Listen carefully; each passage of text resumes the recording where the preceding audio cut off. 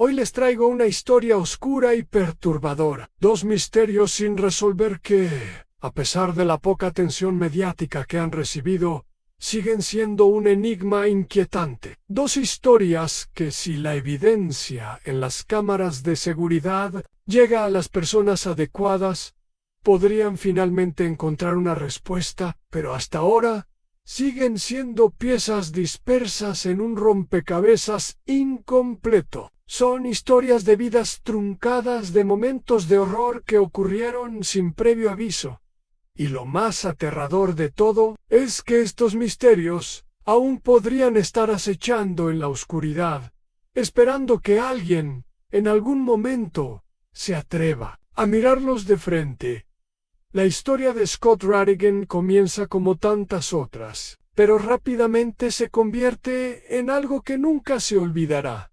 Ann Scott era un hombre joven, de 24 años, conocido por su carisma, su energía inagotable y su vida llena de promesas. Creció en Gainesville, Virginia, donde se destacó como un deportista talentoso, jugando al fútbol y al lacrosse. Era el tipo de persona que hacía reír a todos a su alrededor, el alma de la fiesta, siempre dispuesto a dar lo mejor de sí. Inteligente y ambicioso, Scott se graduó en la Universidad de Redford, con un título en Administración de Empresas. Después de terminar sus estudios, se mudó a Arlington, Virginia, a un complejo de apartamentos de lujo llamado Ballston Square, que albergaba a jóvenes profesionales que trabajaban en el distrito comercial. En enero de 2020, Scott había logrado establecerse por completo. Trabajaba como ejecutivo de cuentas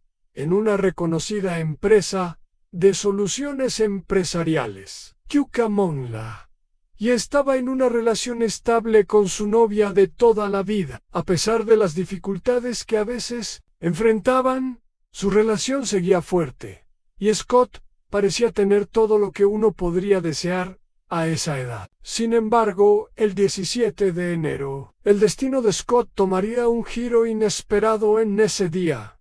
Scott decidió tomarse el día libre. Era un fin de semana largo, con el día de Martin Luther King al lunes siguiente, y quería aprovechar al máximo su descanso. Como siempre, pasó la mañana tomando café con su hermana, conversando sobre planes para el día. Al finalizar el desayuno, ella se fue a trabajar y dejó a Scott en casa, aparentemente solo. Se suponía que Scott pasaría el día descansando, o quizás con algunos amigos, pero nunca se sabrá qué exactamente había planeado para ese día. Lo que sabemos es que ese mismo día todo cambió. A las 5 de la tarde. Su hermana regresó a casa y notó algo extraño. Nada más entrar, el olor a lejía llenaba el aire, un olor químico penetrante que parecía haber invadido todo el apartamento. Y, aunque nada parecía fuera de lugar a simple vista, la ausencia de Scott comenzó a preocuparla. Nadie sabía dónde estaba. No respondía a sus mensajes ni a sus llamadas a la alarmada. Decidió ir a la habitación de Scott a buscarlo. Fue allí donde se encontró con la imagen que nunca podrá borrar de su mente. Scott yacía en su cama, completamente inmóvil. La escena estaba impregnada de un silencio. Pero lo peor estaba en lo que su hermana encontró. No solo su hermano estaba muerto, sino que había signos de que alguien había tratado de limpiar el lugar, de borrar cualquier rastro de lo que había sucedido. La policía llegó poco después, pero ya era demasiado tarde. Scott ya no respiraba, y lo que parecía un simple descanso en su día libre se había convertido en un escenario de crimen. En un principio, se pensó que la muerte de Scott había sido natural, pero la autopsia reveló lo peor. Scott había sido asesinado. No solo eso, sino que las pruebas indicaron que había luchado por su vida. Sus manos, cubiertas de heridas defensivas, eran prueba de ello. Y lo más perturbador, el asesino no solo había acabado con su vida, sino que también había intentado eliminar todas las pruebas del crimen. Usando lejía, había limpiado todo, cada rincón, cada superficie. La policía descubrió que el asesino había tomado su tiempo para eliminar cualquier rastro de ADN, de huellas dactilares, de evidencias que pudieran llevarlos hasta Elan. Lo más extraño de todo fue que nada había sido robado, nada faltaba en el apartamento de Scott, en su teléfono móvil, su billetera, su ordenador. Todo estaba en su lugar. ¿Por qué alguien mataría a Scott si no era por dinero o por venganza? Las investigaciones apuntaron a que este no era un robo común. Además, los vecinos del edificio dijeron que no escucharon nada extraño ese día. Nadie vio ni oyó nada. La única evidencia era esa pista en las cámaras de seguridad.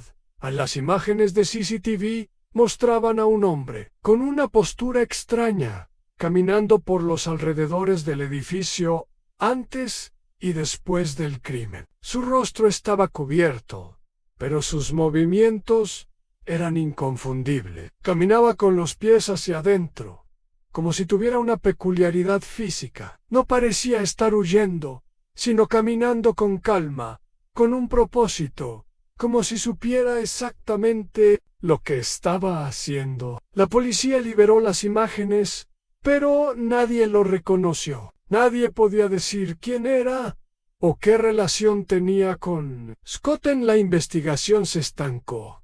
Lo único que quedaba eran preguntas. ¿Quién era este hombre?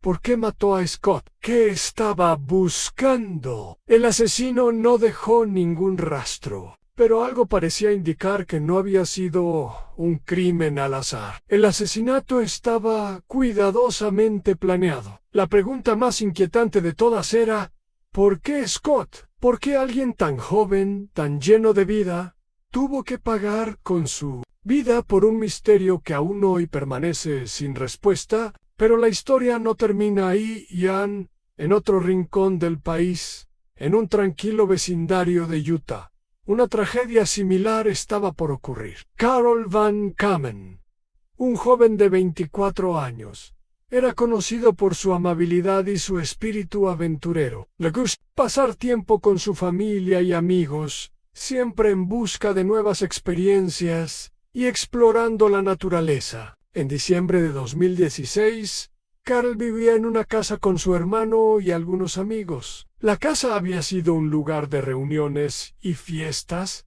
pero nada parecía fuera de lo común. Una noche, después de una cena tranquila, Carl y sus amigos decidieron salir a jugar a los bolos. Era una fría noche de diciembre, y la temperatura había bajado considerablemente. El ambiente era festivo, lleno de risas y diversión, pero esa noche la oscuridad acechaba a la vuelta de la esquina. Cuando Carl y sus amigos regresaron a la casa, lo que encontraron fue algo que nunca hubieran imaginado.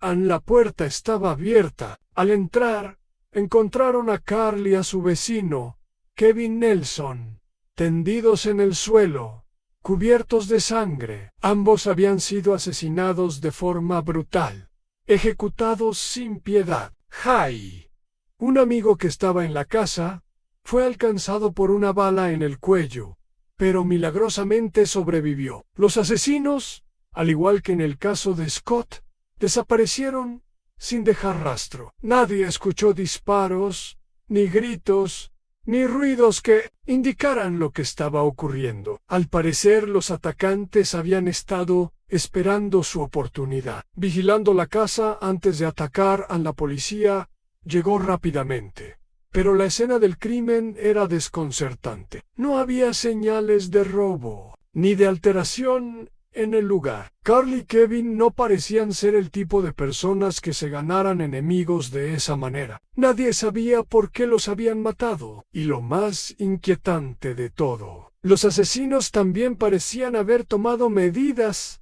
para cubrir su rastro. Las cámaras de seguridad mostraron a 3 personas merodeando por el vecindario, pero las imágenes eran borrosas, indistintas. ¿Quiénes eran estos atacantes?